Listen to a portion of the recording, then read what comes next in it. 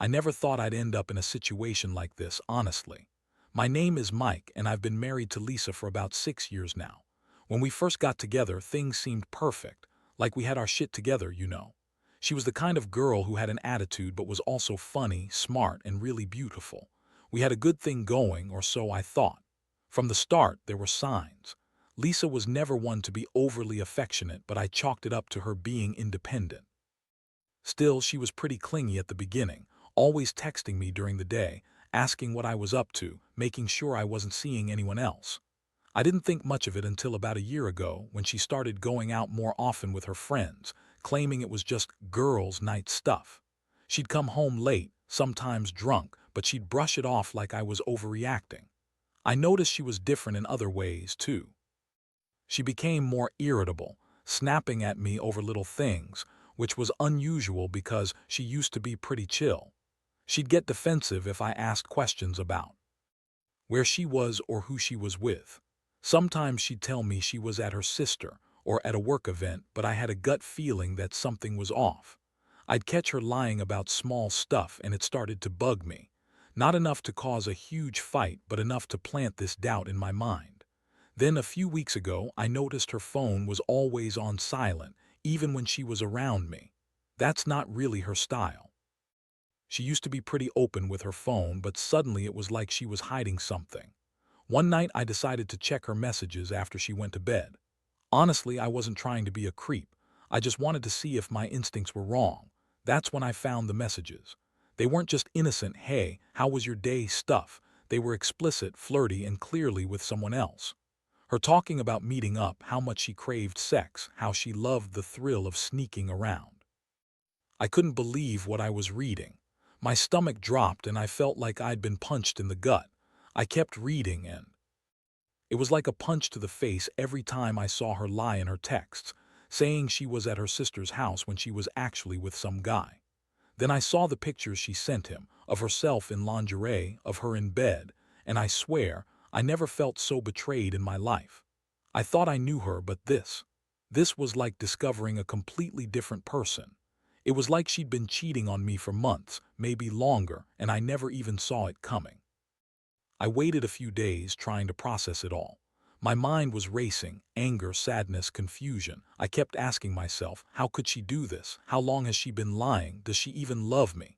I was torn between confronting her right then and there or just walking away. But I knew I had to do something. I couldn't just ignore it. The next step seemed obvious, confront her. But I wasn't prepared for her reaction. That's when the real chaos started. The night I decided to confront Lisa, I'd never felt so tense in my life.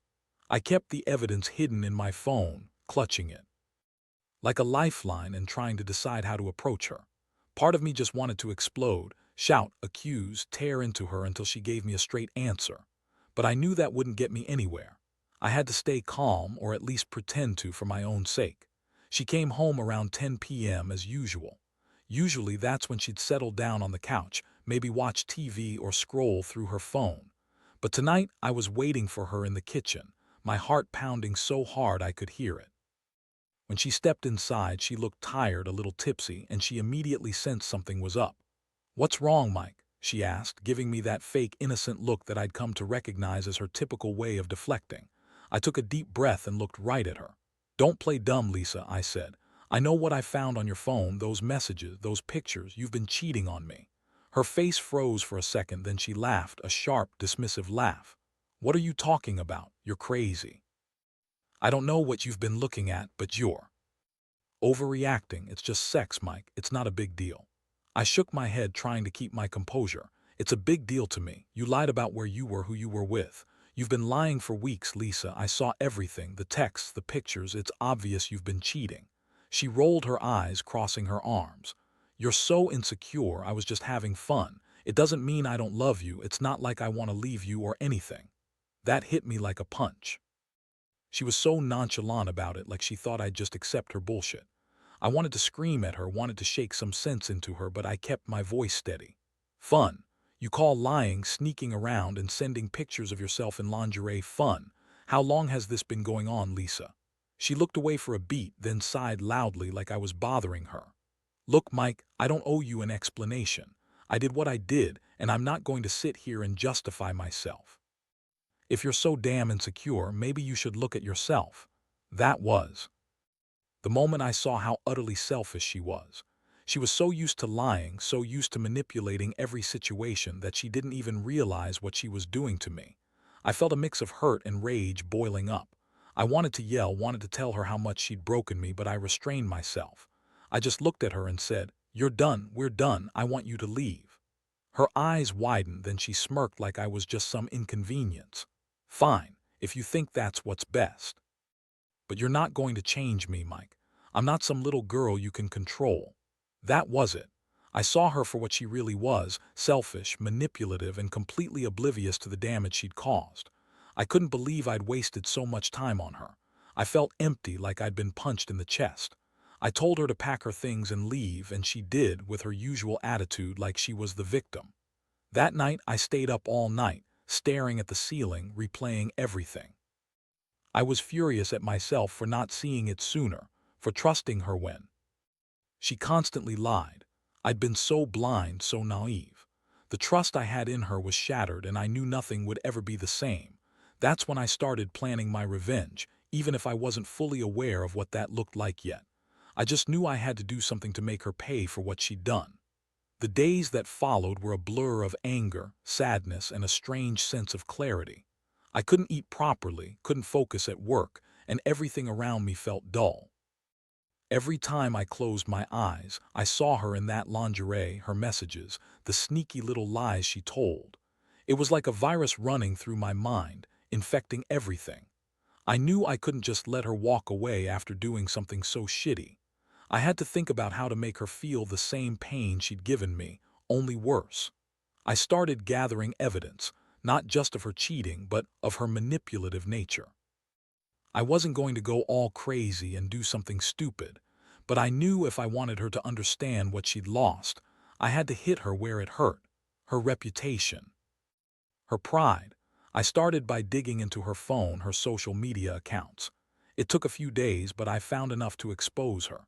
Lots of flirty messages, more pictures she hadn't shown me, and even some secret conversations with the guy she'd been cheating with, a guy named Jake. Jake was just some guy she met at some bar, or so she told me. But I found enough to see that she'd been sneaking around with him for months. It wasn't just a fling, it was a full-blown affair. I also found out she'd lied about her whereabouts dozens of times.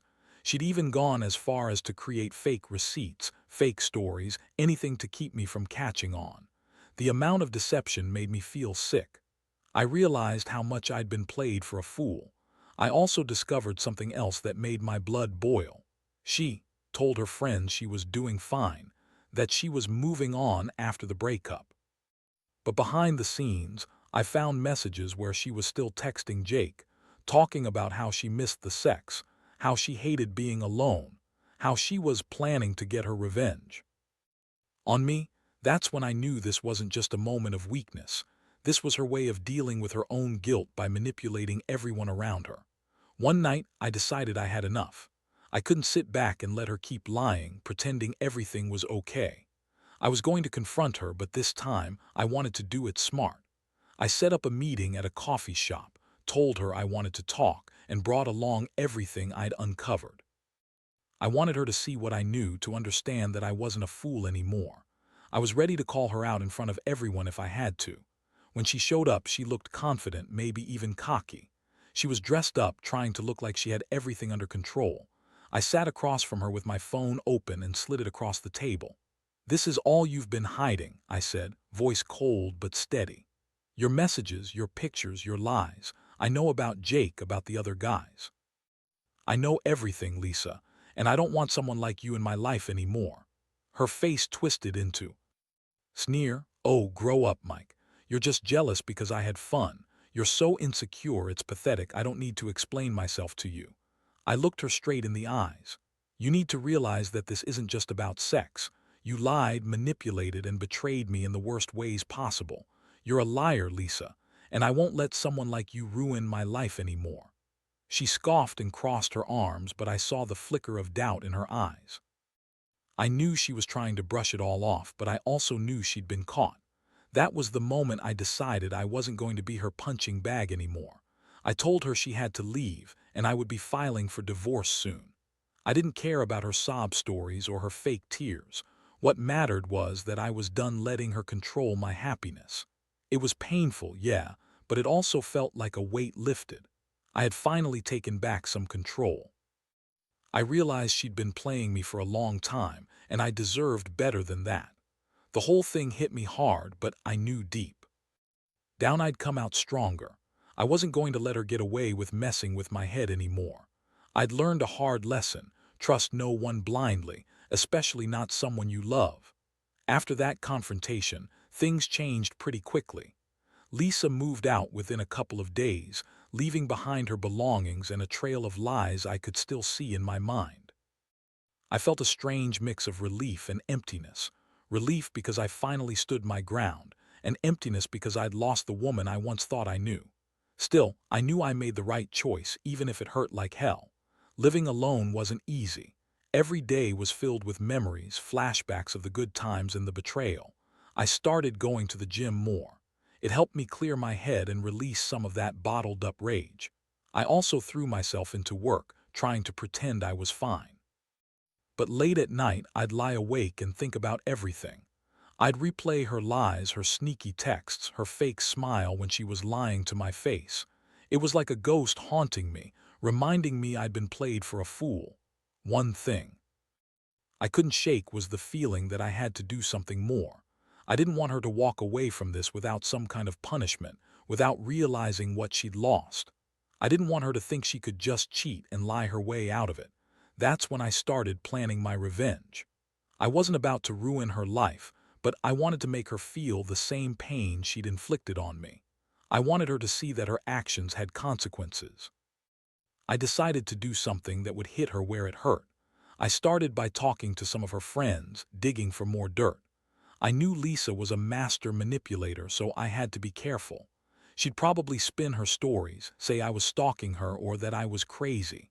But I had enough to make some noise. I reached out to a few mutual friends, told them what I'd discovered, and warned them to be cautious around her. I also sent some of her messages to her family, just enough to make them question her side of things. I wanted her to feel exposed, vulnerable. Meanwhile, I also bought a few anonymous ads in local online forums, hinting that Lisa had been cheating on her husband. Nothing direct, just enough to get her to wonder who knew what. I didn't want to ruin her entirely, just enough to make her uncomfortable, to shake her confidence. I knew she'd start to realize that I wasn't just some naive guy she could walk all over anymore. The climax was when I decided to send her a private message, pretending I was someone else. I told her I knew everything about her cheating, her lies, her manipulation. I warned her that I had proof and that I was done playing nice. I told her she'd better pack her stuff and stay away from me because I was watching. I wanted her to understand that I wasn't the same guy she'd taken for granted. I wasn't going to be a pushover anymore, and I'd make sure she knew that. I didn't want her to think she could get away with it all. I wanted her to feel the same chaos she'd brought into my life, to see that her actions had consequences that would follow her. I knew this wasn't about revenge. For revenge's sake, it was about reclaiming my dignity after she tore it apart. I had to stand tall, even if every step felt like walking through fire. Honestly, I don't know exactly where it's going from here. I'm still trying to pick up the pieces, trying to rebuild myself after all the bullshit. But one thing for sure, I won't be the same person I was before. And Lisa, well, I hope she learns that cheating and lying create scars that don't heal easily. Because she's left her mark on me, and I'm not sure I'll ever forget it. The aftermath of everything was a strange, quiet storm inside me. I kept busy, but at night, the feelings of betrayal and heartbreak would come crashing back. Sometimes I'd catch myself staring at my phone, wondering if she was thinking about me, if she felt even a fraction of what I did. But I refused to let her see how deeply she'd hurt me. I kept my guard up, but inside I was a mess. Still, I knew I had to move forward, even if the pain lingered. One day, I ran into Lisa unexpectedly. She showed up at a local coffee shop I sometimes went to, probably trying to see if I'd cave or maybe just wanting to confront me again. She looked different, more desperate maybe. Her usual bravado was gone, replaced by a nervous energy I hadn't seen before. When she saw me, her eyes flicked with something almost pleading. She approached nervously, her voice trembling a little. "Mike," she started, trying to sound casual but failing. "Listen, I know I messed up. I was a fool and I cut her off." "You don't get to apologize now, Lisa, not after everything. You lied, cheated, and played me for months. Do you even understand how much you hurt me?" She looked down, her face flushing. "I was stupid. I was scared. I didn't know how to handle everything, but I swear I never loved him. It was just sex, just a mistake. I didn't mean for it to get this far." I stared at her, feeling a mix of anger and pity. "A mistake? That's your excuse. You think you can just wave it off because you got caught? You lied to my face over and over, Lisa. You ruined what we had and now you're pretending it's nothing." She looked like she wanted to cry, but her pride wouldn't let her. "I'm sorry," she whispered, voice breaking. "Honestly, I miss us. I want to fix this. I want to try again." That was the moment I realized she was still trying to manipulate me, still spinning her web of lies. I had to be honest with myself. Part of me still loved her, but I knew that was gone. What was left was anger, betrayal, and a need to protect myself from her toxicity. "I can't do this anymore, Lisa," I said firmly. "I've moved on. You had your chance and you blew it. I'm not going to be some fool waiting around for your apologies. You made your bed, now sleep in it." She looked at me with tears in her eyes, but I didn't feel anything for her anymore. All I felt was relief that I'd finally stood up for myself. I knew she'd never change. Her behavior proved that, so I decided to cut all ties. No more texts, no more calls, no more pretending I didn't see what she really was. I told her to leave me alone, and she nodded silently, knowing she had lost her last real shot. That encounter was a turning point. It hurt like hell to see her like that, desperate and broken, but I knew I'd done the right thing. I hadn't just kicked her out of my life, I'd taken back my dignity. I realized I didn't need her approval or her lies to feel whole again. I was going to be okay, even if it took some time to fully heal. Looking back, I learned a lot. Trust is fragile and people can surprise you in the worst ways. But I also learned that you have to stand up for yourself, no matter how much it hurts. Sometimes the only way to move on is to cut ties and start fresh. The pain doesn't disappear overnight, but with each day I felt a little stronger, and that's what mattered most. Now, after everything, I can honestly say I'm in a better place. It's been a rough ride, one I wouldn't wish on anyone. I've learned that betrayal cuts deeper than most things, but it also teaches you who you are and what you deserve. Lisa's betrayal was a wake-up call, not just about her, but about myself. I realized I'd been too trusting, too quick to forgive, maybe even too hopeful that things would somehow get better. But the truth is, some damage is too deep to ignore and some lies can't be fixed. I've come to understand that revenge, or at least making her feel the pain she caused me, wasn't really about her anymore. It was about reclaiming my power, rebuilding my confidence, and proving to myself that I could survive this, stronger and smarter. I don't dwell on the past anymore. Instead, I focus on moving forward, on finding happiness again, even if it's just small moments at a time. I've started seeing a counselor, talking about everything I went through. It helps. I've reconnected with friends I'd pushed away, and I've begun to rebuild my life without her shadow hanging over me. I've realized I don't need her validation or her lies to feel complete. The future may still be uncertain, but I know now that I have control of my own story. I'm the one steering the ship, not her. Looking back, I wish I'd been more cautious, more aware of the signs. But I also know that sometimes you only learn the hard lessons when life hits you hard. And that's okay. It's part of growing. Betrayal, as painful as it is, forced me to grow up and stand up for myself. It's not easy to admit you've been played for a fool, but it's necessary if you want to move on. To anyone out there going through something similar, trust your gut, but don't be afraid to face the truth, no matter how ugly it is. You deserve honesty, loyalty, and respect. Don't settle for less.